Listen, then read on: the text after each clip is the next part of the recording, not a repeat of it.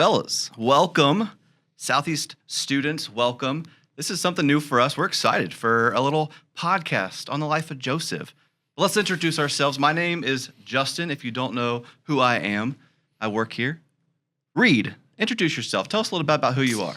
Hey, I'm Reid. I get to oversee and lead all of our student pastors at our campuses. Been at Southeast for like 10 years now. Love this place. 10 years? Love student ministry, and excited to jump into a conversation today. Has anyone ever told you that's kind of old Yes. for a youth pastor? Yeah. That's okay. Kenny, I love Kenny. Kenny, tell us about yourself, man. My name's Kenny, and I'm one of the student pastors at the Crestwood campus, and have been there for almost 5 years now, and was a resident with Justin here at Blankenbaker. And I grew up here at Southeast as well, but I got a wife, 2 kids, one on the way, and I love student ministry and love our church. Yeah, that's incredible. So both of you, well, one of you, Kenny, you're from Louisville. Mm-hmm. You're from Nebraska. I'm from It's Ohio. not Louisville. I know I'm wearing Michigan. Sorry, I'm from Ohio. So we're all coming here from different places in life, and I'm excited for this conversation around the story of Joseph because, man, there's so much to unpack in this series. It's like we got 6 weeks of it. We just wrapped up our first 2 weeks, our first season, and daydreaming in the story of Joseph. And man, I'm excited for the ride over the next few weeks. We're going to release like 2 more of these, right? Yeah. This is first one. Number 1, So- 2 more to come, and see what else happens after that. Yeah. Yeah. And so I don't know, like, about you, Kenny. Well, what did you bring for us today? What is this? Well, we got some Diet Coke and Mentos. I think most high school boys dream right here at camp or something like that. But I think this story, right, is kind of explosive. There's a lot of like hard situational things with Joseph's family. And so a great way to kind of demonstrate that, Diet Coke and Mentos. Are we going to shoot that off in studio? Right now. We're going to do it. No, We're going to not do right it now. here. Not right now. Maybe later. That would be wild. I don't know if our team would appreciate that. No, maybe later though. I'm glad you brought it. I'm excited to, have some Mentos and some Diet Coke to see whatever happens. But in all seriousness, like we want to jump in. Time is valuable. And those listening today, whether you're watching or you're listening, we just want to have a time where we're going to open up God's word together. So we're actually going to read from Genesis 37. Reid, would you read for us? Just start in and let us kind of see what God's word has for us today. Yeah, let's do it. If you want to at this point, you can go ahead and grab your own Bible if you want to follow along with us. But we're going to read through Genesis 37, pause throughout to interact with some of what we're reading. But we'll dive in, starting with verse 1. Here we go. So Jacob settled again in the land of Canaan, where his father had lived as a foreigner. This is the account of Jacob and his family. When Joseph was 17 years old, he often attended his father's flocks, and he worked for his half-brothers, the sons of his father's wives, Bilhah and Zilpah. But Joseph reported to his father some of the bad things his brothers were doing. That is some serious little brother energy right there. I'm the youngest of 4, would for sure have done the same thing. Any opportunity to tattletale was a key moment for me to feel really good about myself. And I'm an older sibling, and I would just say if this, like I would be very upset. Well, You don't tell. Joseph's brothers are upset, and there's a lot of reasons why, so let's keep reading. So here's what it says in verse 3. Jacob loved Joseph more than any of his children because Joseph had been born to him in his old age. So one day Jacob had a special gift made for Joseph, a beautiful robe. But his brothers hated Joseph because their father loved him more than the rest of them. They couldn't say a kind word to him. Which I'll just say too, like it says, Joseph had been born to him in old age. Another reason that Jacob loved Joseph was some of the messiness of his family. If you kind of look back at it, right? Yeah. Jacob had 2 wives, Rachel and Leah. And so Joseph comes from Rachel, who he loved more. So it's just like a messy situation. Yeah, so Joseph's dad doesn't just have a favorite son. Yeah. He has a favorite wife. Yes. There's some complexities going on here. There's a lot going on there. Yeah. So just highlight, I think all of us come from different versions of messy family. Family is messy, and I love Scripture because it paints the picture of real people struggling with real things that still today are real world issues, right? Like complex, messy families with all these different pieces coming together and broken people trying to figure out, how do we do this thing with God? Yeah. Yeah. So verse 5, it says this: one night Joseph had a dream, and when he told his brothers about it, they hated him more than ever. Listen to this dream, he said. We were out in the field tying up bundles of grain, and suddenly my bundle stood up, and your bundles all gathered around and bowed low before mine. His brothers responded, so you think you will be our king, do you? Do you actually think you will reign over us? And they hated him all the more because of his dreams and the way he talked about them. Soon Joseph had another dream, and again he told his brothers about it. Listen, I've had another dream, he said. The sun, moon, and 11 stars bowed low before me. This time he told the dream to his father as well as to his brothers, but his father scolded him. What kind of dream is that? He asked. Will your mother and I and your brothers actually come and bow to the ground before you? But while his brothers were jealous of Joseph, his father wondered what the dreams meant. Soon after this, let's stop here. Okay. I want to jump in because there's a lot to unpack. Yes. In these two dreams that Joseph just had, which is why we're calling this series Daydreaming. Right? Yeah. Yeah. And so I want to ask, just like outside of Joseph's context for you guys, like give me some like big dreams God's given you in your walks with Christ over time. Like I'm talking like dreams that only happen if God is in it. Anything that come to mind? I mean, there's lots of different seasons of dreaming. I remember when I first sensed God calling me into ministry and having dreams about what that would look like, and being at a church and getting to invest in students the way my student pastors invested in me. And I was at a CIY Move conference, just like at high school camp, and everything shifted in my calling, and my dreams started to shift from how I can just make life about me to trying to start focusing on the kingdom.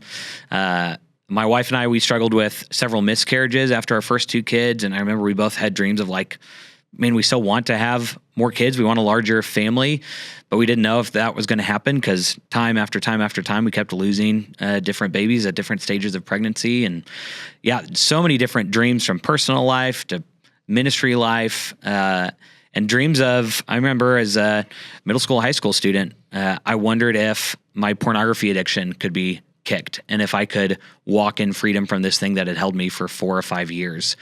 And I dreamed about it, but didn't know if it'd be possible. And yet in all these different things, God has done what Ephesians 3 says, which is exceedingly and abundantly more than what I could ask or imagine or daydream about. Yeah. Good. I think of when I was in high school, a dream or a kind of vision from my life that I was chasing after. So I was on the track team at Male High School, and was a good runner, not the greatest, but loved doing it. And I remember right outside of the locker room, when we walked in for practice, there was like a history-long ranking of anyone that had ever ran every event. And so my event was a 2-mile, and they would list the top 10 records in the 2-mile for the school. And so my dream was to get up on the board, and I worked really hard for it. And so my junior year, I did it. And the next day I walked into school and they were all chanting my name, Kenny, Kenny, Kenny. No one cared at all. And, but I was about to say, you got way more hype in high school than I did. No one cared. But I think that was as I look back in my life and searching for God, that was a turning point for me where I realized like maybe my dreams aren't the right dreams. Maybe my vision for life isn't the right life, because I achieved what I was going after, and it really let me down. So that's what I thought of. That's so good. That's good. What's funny is like, well, these dreams in Joseph's story are dramatically different than obviously like the good dreams God gives us, and what we hope for and wish for. And for students listening, a little bit of a younger audience where you guys are further down the line and God's maybe answered some of those dreams, but for them, like they're in that dream state of like what could be, what might be. Help us tie some parallels to like, I don't think they're going to be dreaming about having people bow down to them, but what's the like encouragement to a student who's like, man, I want this, I wish for this, I desire for this, I pray for this. Like, how can you be just encouraging to the next generation around, man, how do you follow your dreams? How do you stay faithful? Because you guys are on the other side of some of those dreams. So hopefully got more dreams to come. So many. But what would you say to them? Yeah, I think the Diet Coke and Mentos is this picture, right? Like, you take a good thing. I'm not a huge fan of Diet Coke, but I know a lot of people really like it. You take a good thing like Diet Coke and just adding a few small pieces of candy like Mentos, you get this explosive, messy reality. And the ironic thing is, we'll learn this later on in Joseph's story, these are dreams given to him by God. They're real, they're good, they're true. The way he handles them and the heart that he carries with them is where things get messed up. And so I think the challenge is to have big dreams and to pray big prayers, and some of them God will give to us, and sometimes we'll have a dream and realize, oh man, that wasn't actually God's best for me.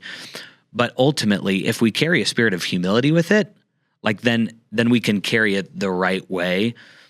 But when we add pride to the dreams that God's placed in us, or to the dreams that we have, where we end up becoming the center of the universe rather than allowing God to sit in his rightful place, that's when you add the good thing like Diet Coke and another thing like pride, and it becomes this messy, explosive reality, which is what's going to take place in Joseph's story.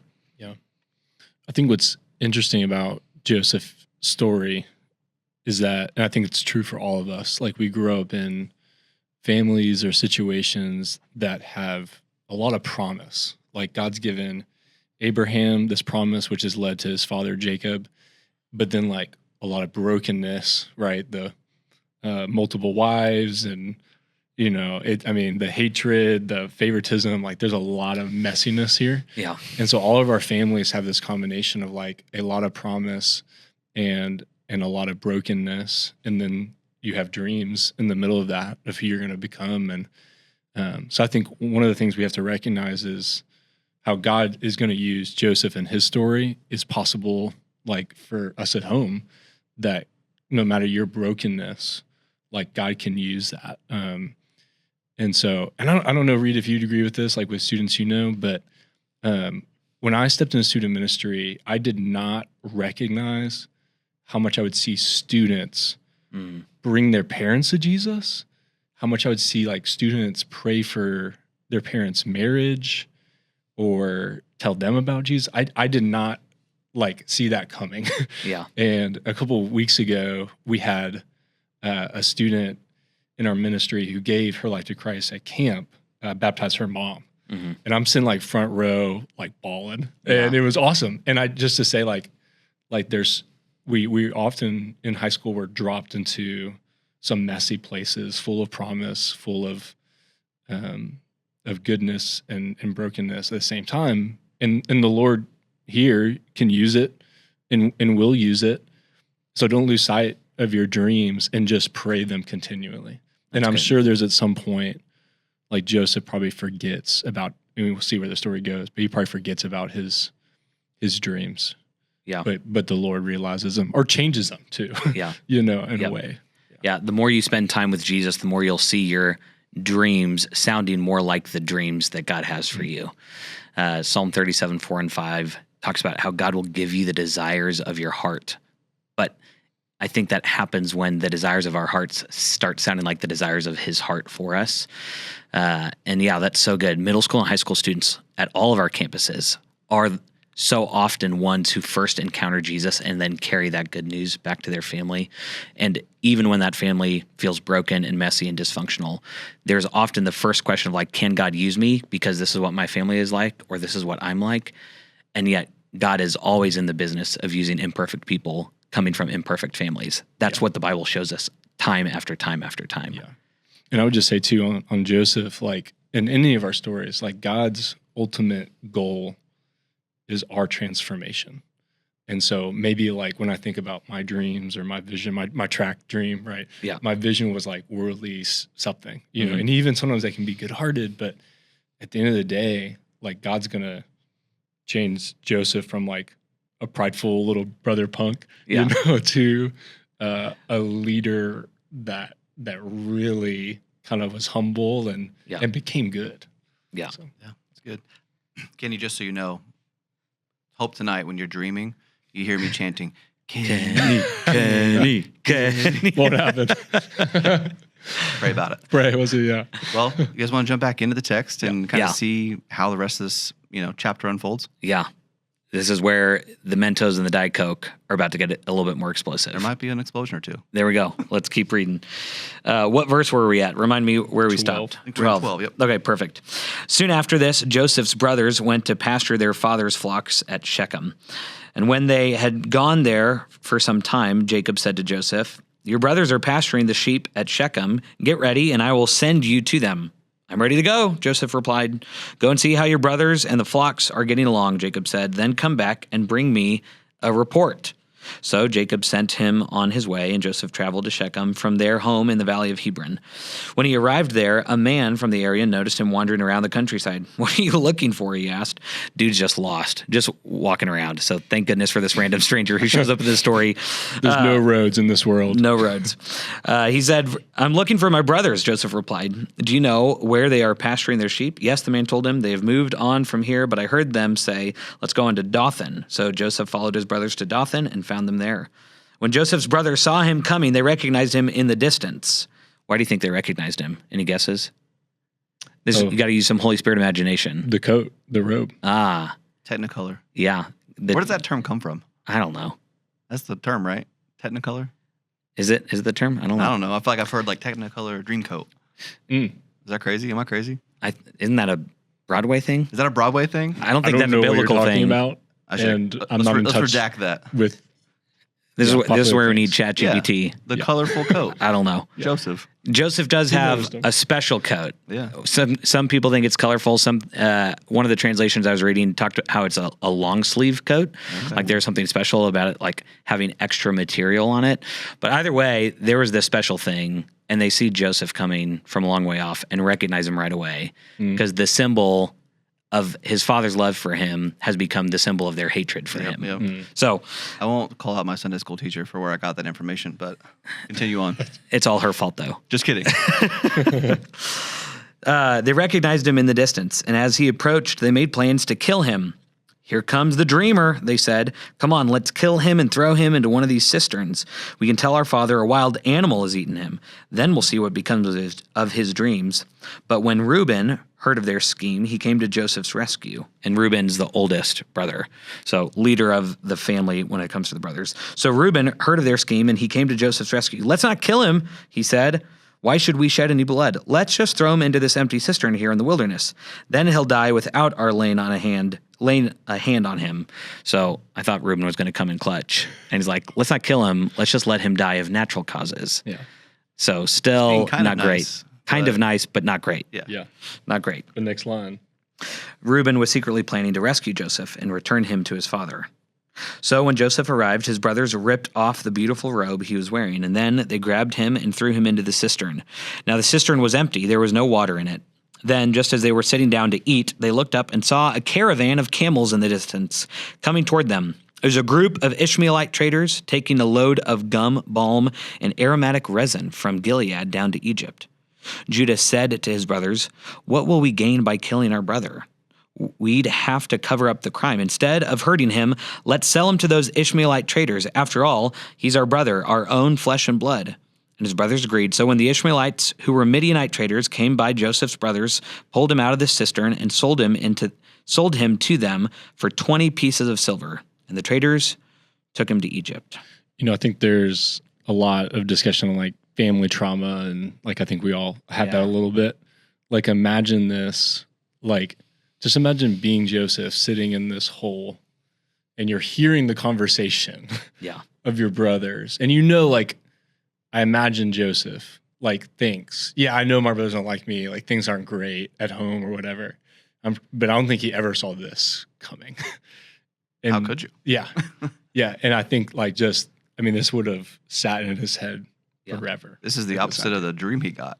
I mean, literally, his dream was that they would be bowing down. Now they're standing over him. And now they're, He's probably like, that dream wasn't from God. Or is he second guessing it? Yeah, wondering what was that all about? Maybe I shouldn't have said that. Maybe I was wrong. Yeah. All the different things. So many doubts. This is the story of the phrase that we've heard so many times: pride comes before the fall. Into the hole. Yeah. Thrown by your brothers. Cistern. Yeah. Cistern. So, Yeah, Joseph's pride is beginning to undo him, but his undoing is going to become his transformation. Like this is the beginning of the renewing transformation work that you talked about earlier. But he has to come to the end of himself first. I think we all want to change. We all want to be transformed into, the likeness of Jesus and have the fruit of the Spirit and all that stuff. But when you think about how Jesus often does that, the first thing I go to is pick up your cross and follow me. It's like, oh, that's how I'm going to change. It's called death. Yeah. It's called dying yourself. Yeah. And so, in a way that happens to Joseph, and we don't like that. Like, we don't like the fact that change and eventual goodness is going to come through hardship. And I was meeting with a student a couple weeks ago who's having a lot of stuff going on.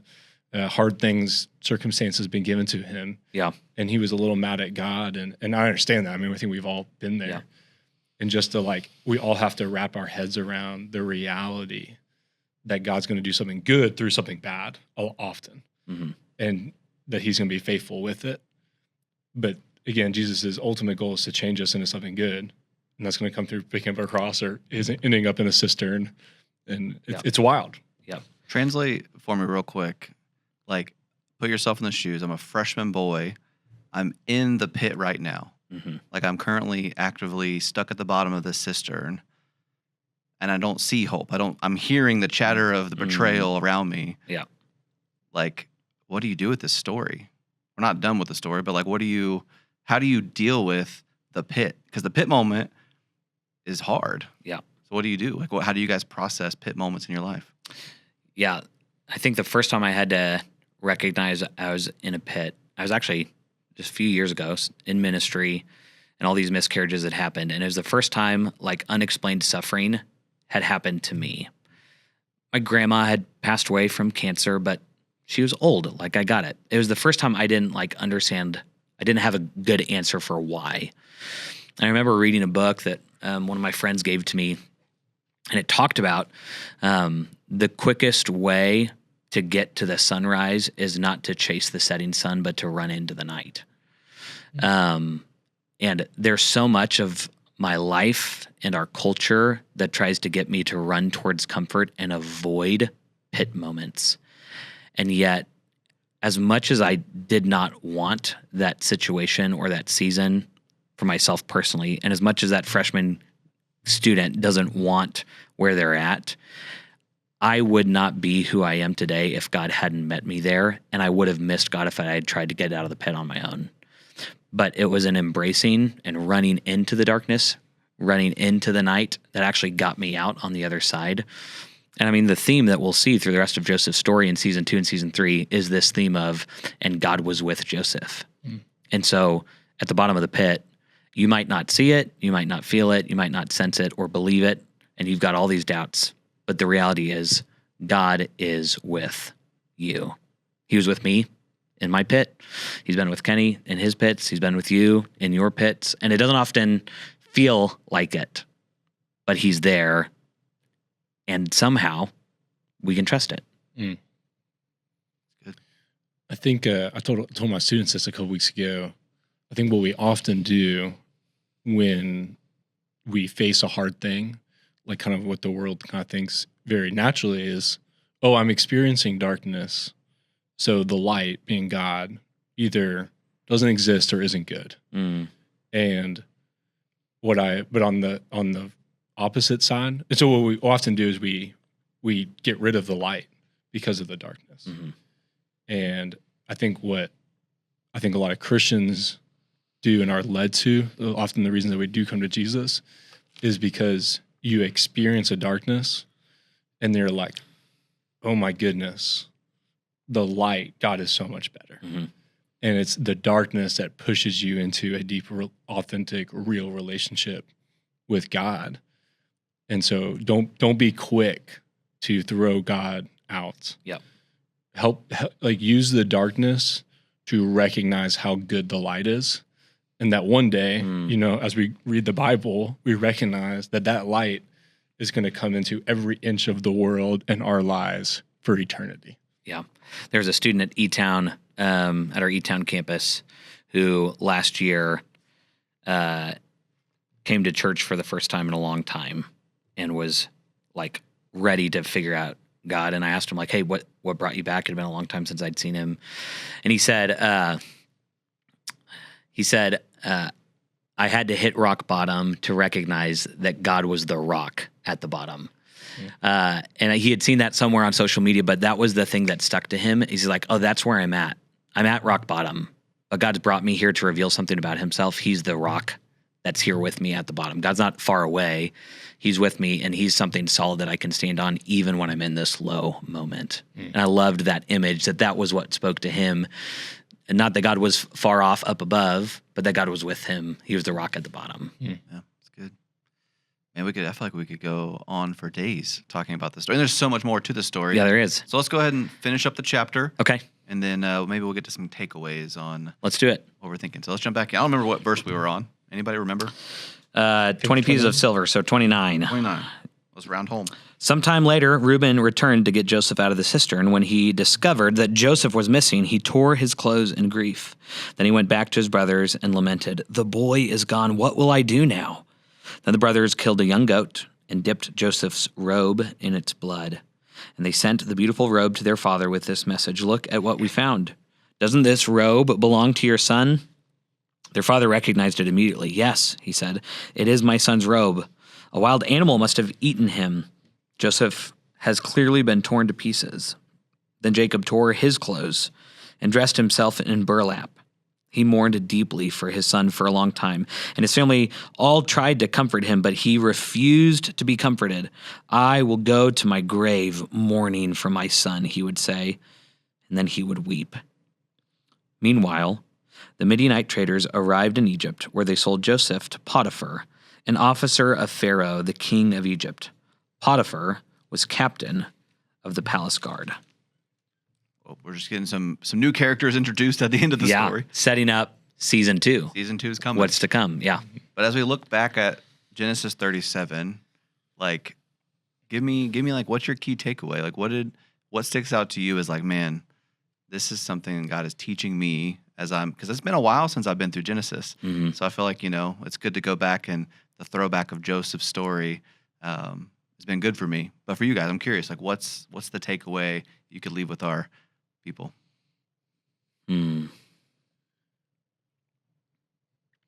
Yeah, I think there's so many things that we could press in on. I think if there's one thing, I want this to be a dreaming generation. The dream that I have right now, that's not realized yet. It's a prayer that I'm praying pretty consistently.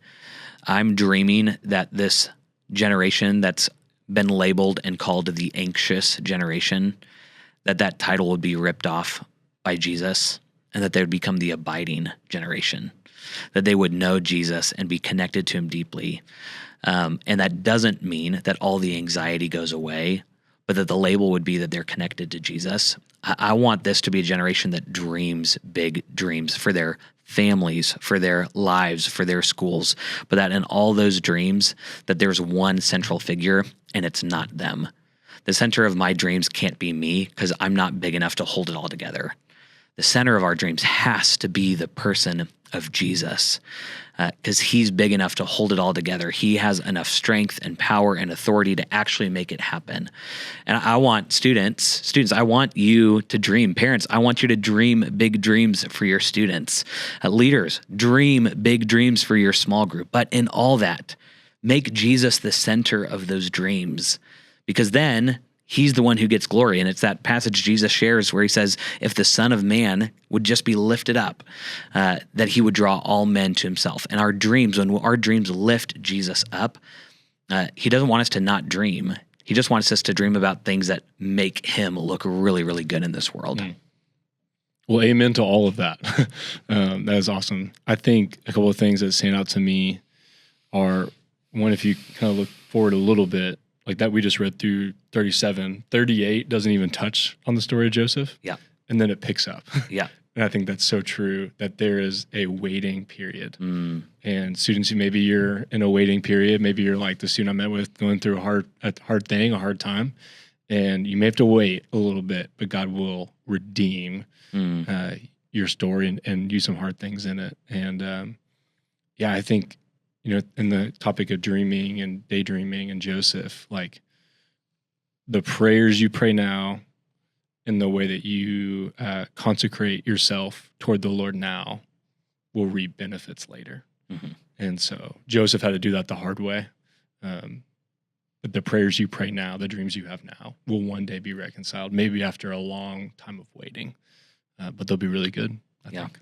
Yeah, it's good. Curious for you guys. You guys have the opportunity in season 2 to preach wherever within our student ministry? Yeah. You have one of the weeks? Yeah, I'm Both the doing weeks? out of the 6 weeks, I think I'm doing 4. Maybe. Okay, Yeah. cool. Reid, you got any more? I know you just got to preach last week. I preached last week, and all these messages have sat in my heart for like 6 years because I got to preach this years ago at our E-Town campus. And so this feels like getting to repeat some of this stuff, which is fun. But yeah, season 2 is so real because although Joseph's out of the pit and there's some things that are happening, there's a struggle that he has to walk through. And struggles today that students still walk through, the struggle of temptation and the struggle of purpose. 2 things that I think students every day are faced with. And so season 2 is called The Struggle is Real. And I think it's going to hit good as we enter into season 2. It gets exciting. Yeah. It really does. Yep. Yeah. So if that piques your interest, guess what, students? Come back. Yeah. We're going to be doing it again, running it back Yeah. a few weeks from now. And if you're a student who just stumbled upon this and you are not connected to our church or to a caring adult who wants to help you learn about Jesus, man, we would love one of our locations to help you get connected to a small group. We'd love to help you find other students who are in a similar season of trying to figure out who Jesus is. And maybe you've been connected to student ministry at your campus before and you went to high school camp or middle school camp, but you haven't been back in a while. This is a great time, and we would love to have you back at any one of our campuses. If you're not connected anywhere, reach out. We would love to get connected to you and help you get connected to Jesus and to one another. It's the mission of our church. Mm-hmm. Well, let's remember kind of the big idea we've been talking about today. God's dreams for our lives are bigger than we can imagine, but they rarely happen in the way that we expect. Joseph's dreams, they weren't over. They were just beginning. And the road was actually going to get way harder before it even gets better. And so we appreciate you joining us today. We hope you come back for episode 2 in a couple weeks. What do you guys think? Is it time? Mentos, It's time. Go make some explosions. plus Diet Coke. Let's do it. Students, thanks for hanging out with us. Catch you next time. See you. Brother Joseph. What? All right. You gonna be in frame with me? You ready? 3. Are we good? 2, 1.